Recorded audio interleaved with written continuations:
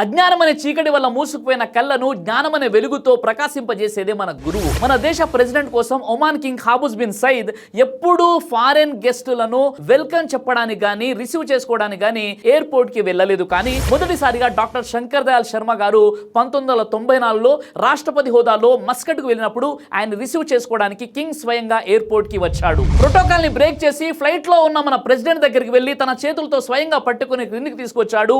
ఆ తర్వాత ప్రెసిడెంట్ వెళ్లే కారులో డ్రైవర్ ని క్రిందికి దింపి స్వయంగా కింగ్ కార్ ని డ్రైవ్ చేస్తూ రాయల్ ప్యాలెస్ కి తీసుకువెళ్లారు.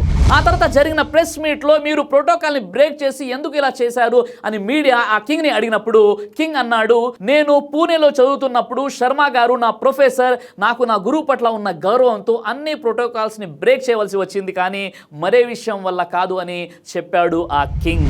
అంటే ఒక గురువు పట్ల తనకున్నటువంటి గౌరవం ఏంటో ఇక్కడ మనకు అర్థమవుతుంది.